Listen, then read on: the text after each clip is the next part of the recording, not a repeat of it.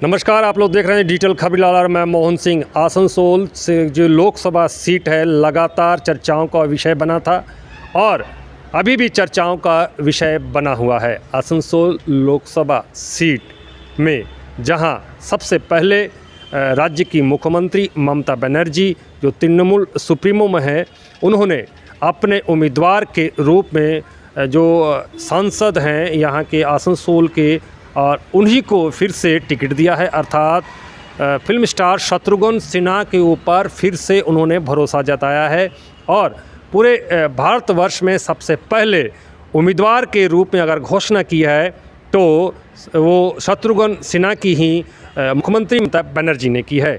इसके बाद से ही जो आसनसोल से लेकर दिल्ली तक पूरी चहलकदमी शुरू हो चुकी थी, जहां पर आसनसोल का भाजपा उम्मीदवार कौन होगा इसको लेकर कई तरह के कयास लगाए गए थे।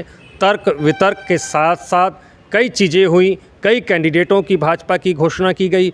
उसके बाद फिर उन्होंने यहाँ से लड़ने से मना कर दिया गया, लेकिन आखिरकार देखा गया कि दुर्गापुर बर्दवान सीट के जो वहाँ के सांसद थे भाजपा के एस आलूवालिया को वहाँ से अब आसनसोल में उनको चुनाव लड़ने के लिए दिल्ली ने भेजा है। अर्थात किसी भी सूरत में जो मोदी हैं, प्रधानमंत्री नरेंद्र मोदी जो और अमित शाह, वो किसी भी सूरत में आसनसोल की सीट को अब हाथ से नहीं जाने देना चाहते हैं।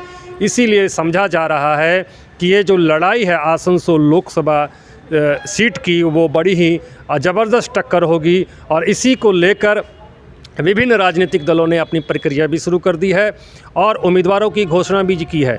अब एक एक करके उम्मीदवार अपना जो नॉमिनेशन प्रक्रिया है वो कर रहे हैं। इस दिन आसनसोल के तृणमूल उम्मीदवार शत्रुघ्न सिन्हा ने अपना नॉमिनेशन प्रक्रिया शुरू की। आसनसोल के बीएनआर भवन से ही बीएनआर मोड़ से एक बड़ी मिছিল के रूप में अपने नेता समर्थकों के साथ पश्चिम बर्धमान जिला कार्यालय आसनसोल में पहुंचे और वहां पर डीएम को उन्होंने अपना मनोनयन पत्र, नॉमिनेशन जो प्रक्रिया है वो दी। देखा गया कि इनके साथ साथ उनके जो परिवार है, दो बेटे एवं उनकी पत्नी भी थी इस नॉमिनेशन प्रक्रिया में देखा गया।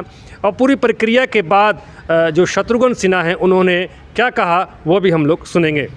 क्या और इस चुनाव में फर्क क्या है? इस चुनाव में जबरदस्त उत्साह देख रहा हूँ, जोश देख रहा हूँ, जनता का आशीर्वाद है साथ में। पिछली बार जो काम किया और हम लोगों ने ममता जी का या तृणमूल कांग्रेस का जो नाम किया है यहाँ पे, मुझे पूर्ण विश्वास है कि उसके आधार पे इस बार हम सब मिलकर ममता जी जो देश की सबसे इम्पोर्टेंट, प्रोमिनेंट और पावरफुल और सबसे पॉपुलर लीडर है, उनके नेतृत्व में इस बार हम एक नया रिकॉर्ड कायम कर पाएंगे आसनसोल में, पिछले रिकॉर्ड को तोड़ते हुए। इस बार जनसलाह को देख के क्या लग रहा है? बहुत जबरदस्त उमंग है, उत्साह है, समर्थन है और ये लोग बिल्कुल साथ हैं। इन्होंने हमारे काम की सराहना की है, ममता जी के नेतृत्व की बहुत सराहना करते हैं लोग। जो ममता जी ने बंगाल के लिए किया है वो शायद आज तक किसी नेता ने अपने प्रदेश के लिए नहीं किया होगा। वो सब देखकर इस बार और खासकर हमारे केंद्र की सरकार और माननीय दोस्त हमारे प्रधानमंत्री जिस तरह से उन्होंने अपमानजनक शब्दों का फिर से प्रयोग किया ममता जी के खिलाफ। पिछली बार दीदी और दीदी का मजाक बहुत भारी पड़ गया था उनको, लोगों ने उसका भरपूर जवाब दिया था। इस बार जो किया है माननीय ने, उसका आसनसोल की जनता और बंगाल के लोग मिलकर एक मुंह तोड़ जवाब देंगे।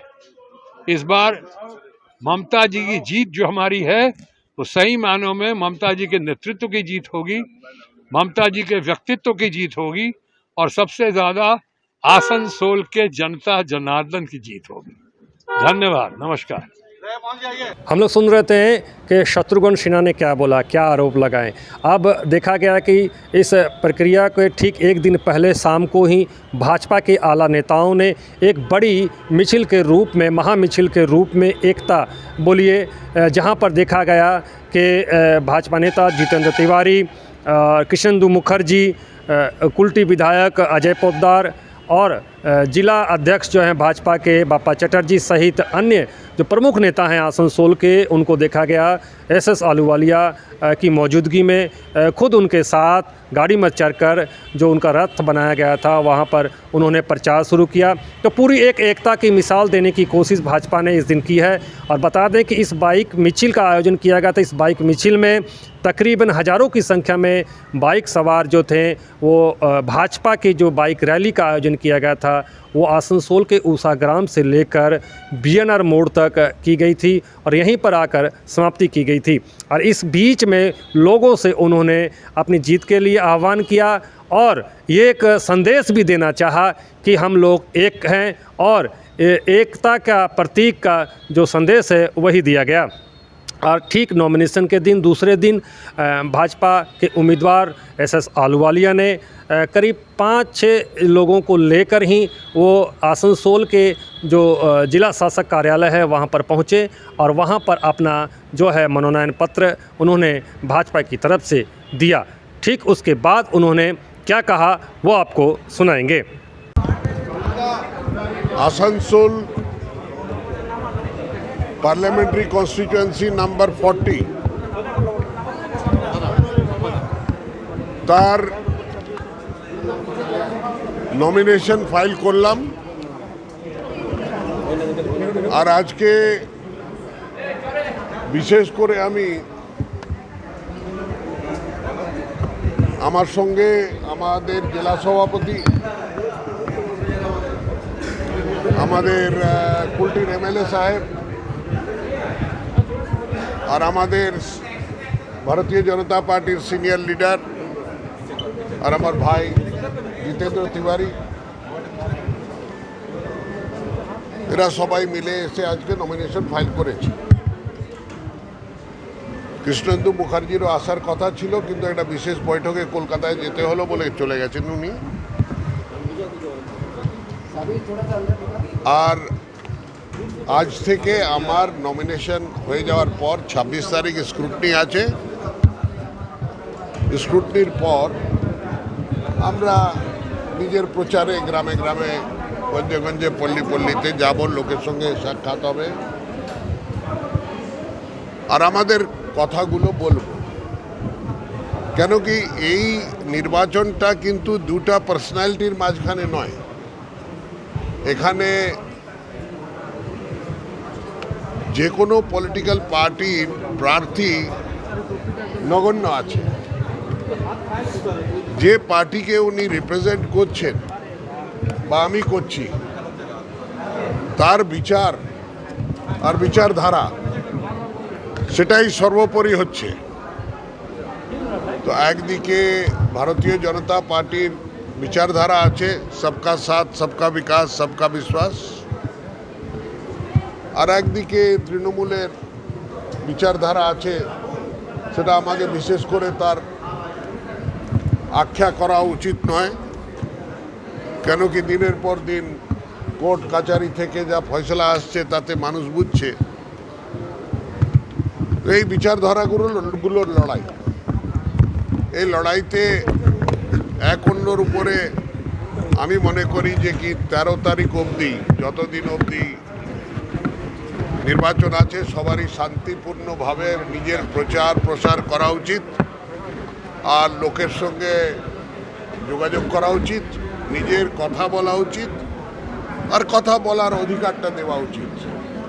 हम लोगों ने देखा कि तृणमूल के उम्मीदवार ने अपना मनोनयन दिया, भाजपा के उम्मीदवार ने मनोनयन दिया। इसके साथ साथ वाम फ्रंट सीपीएम के उम्मीदवार जहानारा खान ने भी अपना जो नॉमिनेशन प्रक्रिया है वो भी सादगी के रूप में आसनसोल के जो यहाँ पर जिला कार्यालय है वहाँ पर दिया।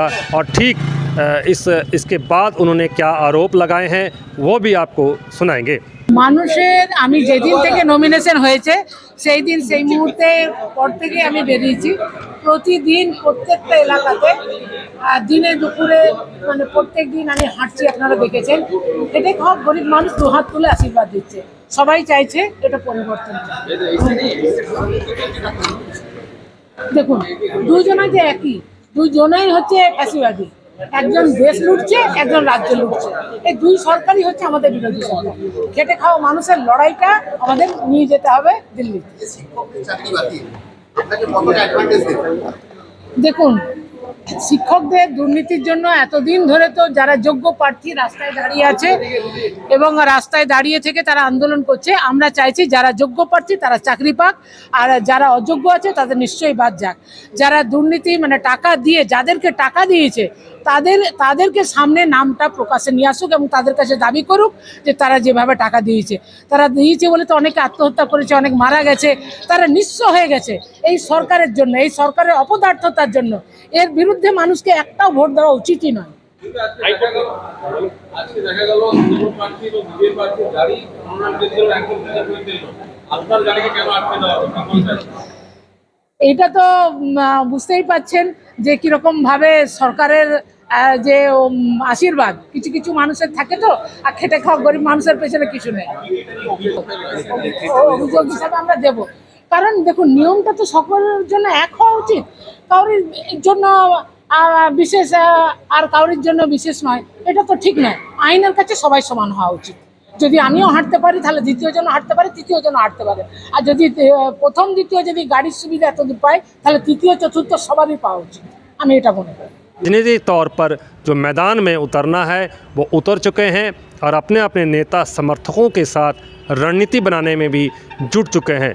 लेकिन आने वाला समय ये तो ये बताएगा कि आसनसोल की लोकसभा सीट का असली राजा अर्थात जो जीत कर आएगा वो उसका सेहरा किसके माथे चढ़ेगा। आसनसोल के डिजिटल खबरीलाल के लिए मोहन सिंह।